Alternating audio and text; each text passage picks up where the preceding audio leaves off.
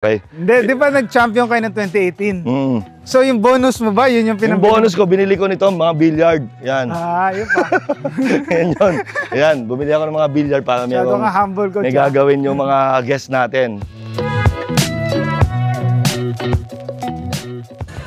Welcome to this episode of Home Court Advantage. Ako po si Carlos Sacamos and we're here with the Magnolia coach and meron din Business Empire coach Chito Victoria. Coach, nandito tayo sa... Nasaan tayo? Nasa B-Farm Garden Resort. Okay, so nandito tayo sa napakagandang at napakalaking hacienda ni Coach sa Santa Maria, Bulacan at itutour niya tayo dito sa B-Farm, Victorero Farm. Tama ba? B-Farm, Victorero Farm Garden Resort. Okay, so yung Coach, take it away. Saan yes, mo kami dadalhin? Right now, dito tayo sa ang address nito ay sa Irene Street, Calle Malabon, Barangay Caypombo, Santa Maria, Bulacan. Dito tayo, ito yung gate namin. Ito-tour ko lang kayo sa resort para at least makita nyo kung gaano kaganda at mapasyal kayo dito sa resort namin para ma-relax naman kayo. So right now, this is the entrance. Ito. So right now may event lang ngayon dito. Dito gagawin yung 100-year celebration ng Mapua Cardinals nung school namin. So madaming mga former players ng Cardinals ang dadating. So this is the entrance. Ito po yung tinatawag naming LJ Garden. Ito po yung LJ Garden. Ito po yung ano ibig sabihin? Ba't LJ, Coach? Lori Jean. Ito yung ng misis ko, Lori Jean Garden. Yes. This is the entrance and this is also the store. Ito yung store. Tapos ito yung reception din. Okay? So, ano yung history ng B-Farm, Coach? Actually, yung B-Farm, ano yan unti-unti, binibuild ko na siya, but nag-start talaga siya noong 2019, December 2019. Okay. And then, nung nag-open kami, after few months, nagsara ulit kami because of pandemic. So, and then nag-reopen kami after pandemic. So, ito, siguro mga 3-4 years pa lang, ngayon tumatakbo ka. That's why, siguro mas makikita nyo na mas sobrang bago pa siya. Okay? So dito tayo sa LJ Garden. So ito yung garden namin. Dito ginagawa madalas mga wedding. Okay. So wedding ceremony, garden ceremony, pag gusto nyo ng wedding garden ceremony. Ito po, pwede niyo i-rent, pwede niyo gawin na ang kasal nyo dito.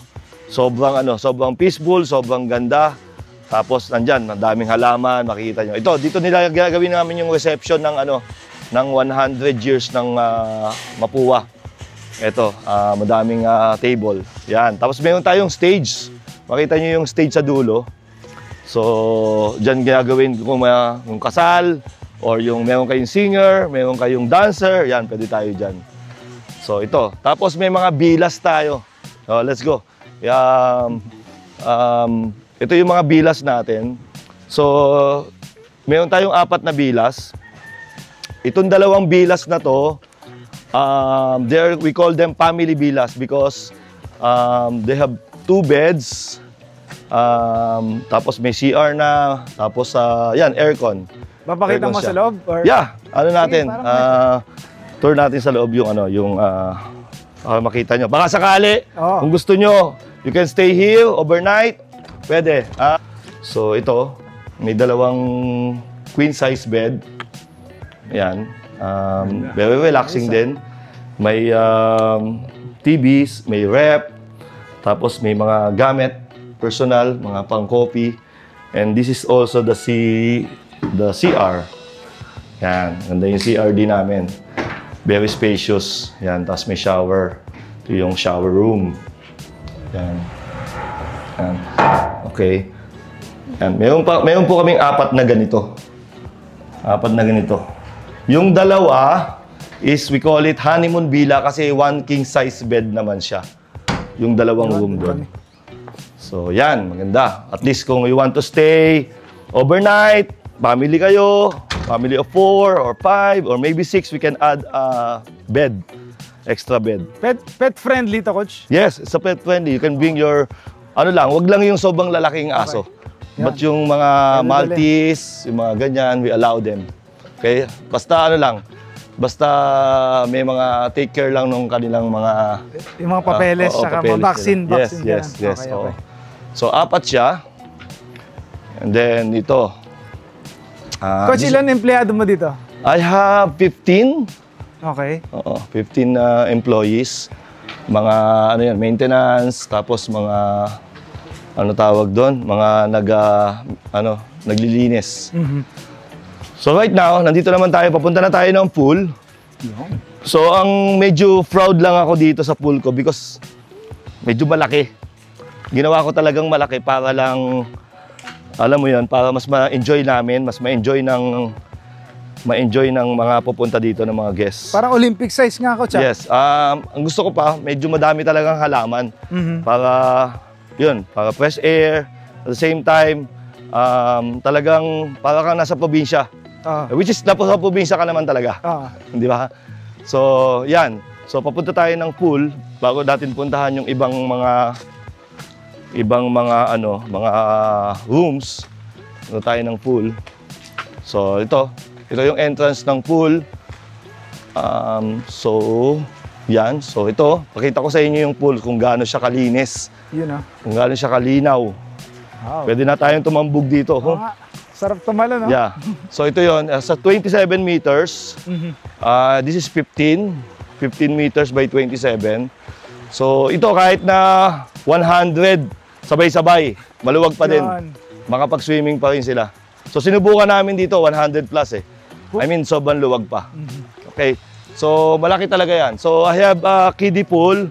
Isa 10 by 10. Isa 3 feet. Tapos may mga fountains yan. So yan. Tapos doon sa dulo, meron siyang jacuzzi, 5x5. So yan. Sana bisitahin nyo para makita nyo kung gaano kalinaw, gaano kalinis yung swimming pool namin, pati yung paligid niya. Sino yung mga nagti-team building dito? Yes, before, Magnolia, Hotshots, nandito, NLEX, Road Warriors, and then San Beda College, Mapua College, JRU, Perpetual, halos mga college team, volleyball, basketball, nagpunta na dito. So, we have some team building facility.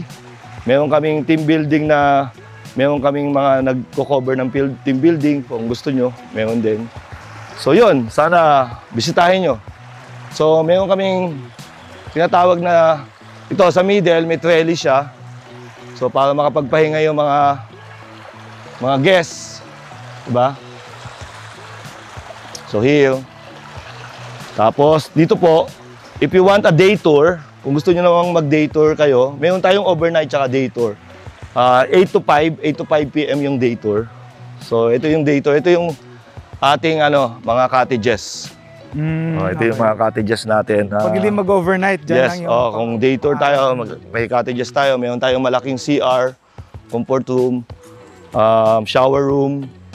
Ito, tapos ito na yun. It's worth, may 1,500, may 1,000, may 2,000, depende sa dami.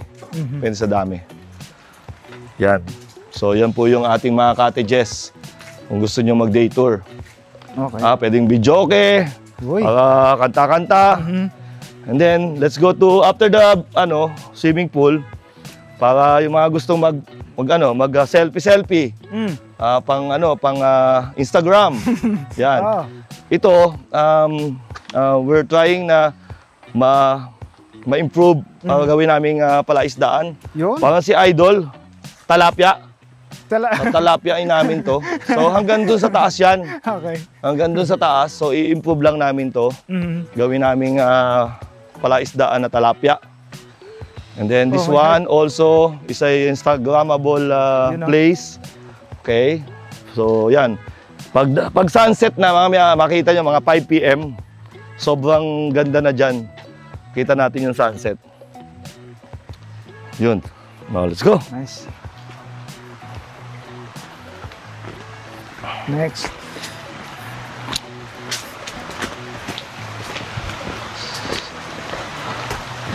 Okay na? Okay pa?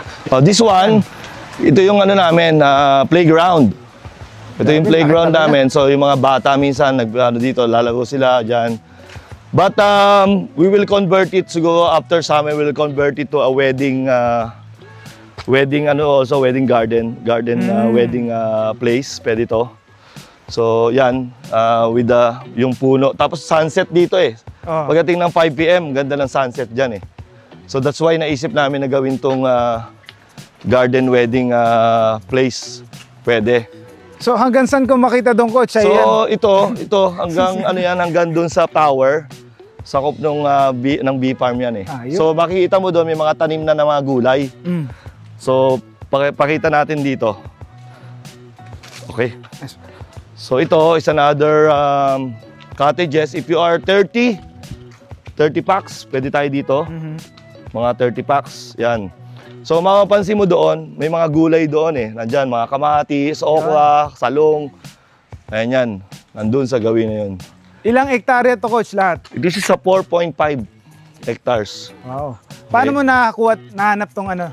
Actually, hindi it's a, hindi isa lang may-ari nito, iba-iba. But mga kamag-anak namin. So inarbor ko lang para mabayaran, mahulugan, 'di ba? Piso-piso isang araw.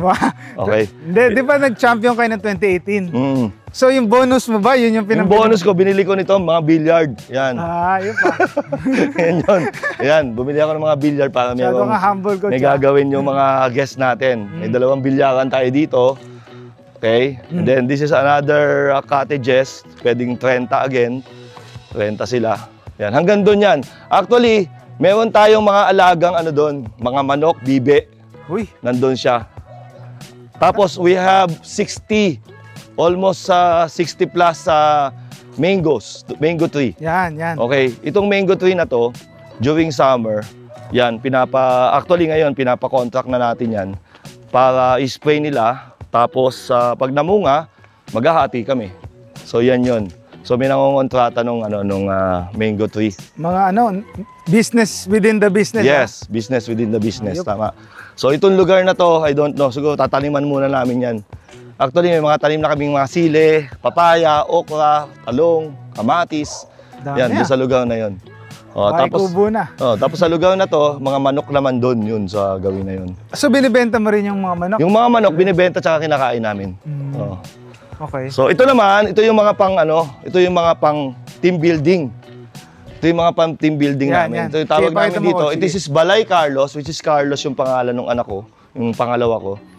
Call it Balay Carlos. Ito yun. Okay. Ito, nandito yung Mapua champion team, 2024 Mapua champion. Papahinga sila ngayon eh. Kasi later on, meron nga kaming event. Yan. Tulog sila ngayon. Ito. Yan, ito yung ngayon. Ito. Yan mga Ayan si Quiz Hobilla, bagong gising. Yun, Quiz Hobilla. So, good afternoon. Ayan, ito yung ginagamit ng mga players para pang team building. Halos parehas lang yan. 2 room lang to. So, isang room, tsaka isang room. So, 2. So, pag kayo, hot shots, dyan kayo? Yes, Magnolia, hati. Okay. 2 room. And then, this one, ito po, yung bago namin dito sa bee farm, we call it bee hall. Tawag namin dito, bee hall. Ito po yung pag may wedding, reception, birthdays, binyag. Ito po yun. So, kasya po dito, mga 100 plus people. Ito po. Yan. So, I can tour you dito sa loob ng bee hall. Ito, maganda yung paligid ng bee hall. Yan. Ito. So, yan. Ito. Bee farm. So, tingnan natin si bee hall kung bukas. Okay? Yan. Ito si bee hall. Yan. Tingnan natin lang kung bukas yung ating ilaw. Ganda. Yan. Yun. Okay. Yan ang ating bee hall. So, aircon siya. Pwede siya mga parang function room. Pwede siyang reception. Pwede siyang Christmas party. Ganun. Hot. Yan. Okay. Tapos meron siyang, anong tawag doon? Meron din siya dito sa labas. Yan, may sa labas din siya. Ito, pwede rin mag-gatherings din dito sa labas. Okay. Ito yung bee-hall natin. Then, after the bee-hall, punta tayo sa mga, sa mga bahay kubo. Yun, sige. Ito, this is the part, kami dito, nagtitinda din kami ng mga halaman. Actually, may mga, may mga nag-aalaga ng halaman namin. Tapos, yan, tulad nun, mga, ito, makita nyo yung mga maliliit na halaman. Galing na to dun sa galing na yan sa, kumbaga, ginawa na to ng mga tao ko. Okay. So, yan to, pag lumaki to, ito na yung itatanim namin sa mga ibang lugar namin. Or, pag may bumili, binibenta din namin. Yan. Ito, mga yan. Mga bata pa, papalakihin pa lang yan. So, ito yung, itong barangay, ito yung kubo. Pinaparent din namin to. May aircon dyan, coach, o wala na? Yung isa may aircon. Okay. Pero tatlo wala. Talagang kubo lang. Oh, yan. Yan. Tapos ito mga lugar naman na bakante, yan, lalagyan lang namin ng halaman. Laki pa yan. Meron pa tayo dito. Ito, bahay kubo ulit. Bahay kubo ulit. Yan. Tapos, meron tayo ditong isang malaking tawag, we call it Casa Cielo. Cielo is my eldest. Okay? Call it Casa Cielo. Those guests, yung mga guests po na kailangan po ng malaking bahay. Like for example, there are 20 plus na mag-overnight. Parang sweet, coach. Oo. Parang, hindi, gusto nila malaki na sama-sama sila. Ito, okay. It's a, parang parang, tawag dito, up and down. Okay, up and down. Yan, malaking bahay. So, I think they have 4 bedrooms, aircon lahat. Tapos, sobrang ganda ng dito, ng view pag nasa taas ka. Tingnan, punta natin. Diba? Ito yung first floor. Okay, kita nyo naman, talagang panahon pa ng yung mga bintana niya. Ano yun, parang ni-renovate mo lang? Or? Ni-renovate ko lang to. Talagang ito yung bahay dito. Okay. Na yung mga bintana niya, ito pa, mga pa lang to, kapis. Mga kapis pa yan. So, ito yung pinaka parang terrace niya sa taas, pwedeng mag-gathering dito. Okay. Okay. Sarap Tapos, nandito. kung nandito ka, look at the view. Yun yung yun na yung mountains ng ng Garay yata yan, Angat. So yan, natatakpan lang ng mapuno lang ngayon, but yun yung view niya, taas sa taas. Tapos sa baba, nandun yung kitchen, nandun din yung ilang rooms. Ito, 2 rooms to eh. Sa baba, may 2 rooms din. Sa lahat po ng gustong bumisita sa amin dito sa Bee Farm, just check our page, Bee Farm Garden Resort. And then, yung number po, nandoon, yung contact number. And then, subukan nyo lang po. And then, sigurado po ako, babalik po kayo dito pag na-feel nyo po yung ambience at atmosphere ng Bee Farm. Again, sa lahat po ng taga Bulacan, taga Maynila, at sa Pampanga, Pangasinan, mga taga South. Sulu, Holo, Bataan. Opo, sabi nga ng Itbulaga, Apari, hanggang Holo. Pumunta po kayo dito sa Bee Farm Garden Resort. Sagot ko po ang pahinga nyo. Yan po. Sigurado po kayo dito. Sigurado po ako makapagpapahinga po kayo ng maayos. Pero gigising po kayo Huwag po kayong dire-diretsong pahinga. Thank you. Again, see you at the Bee Farm. We love you. Bye.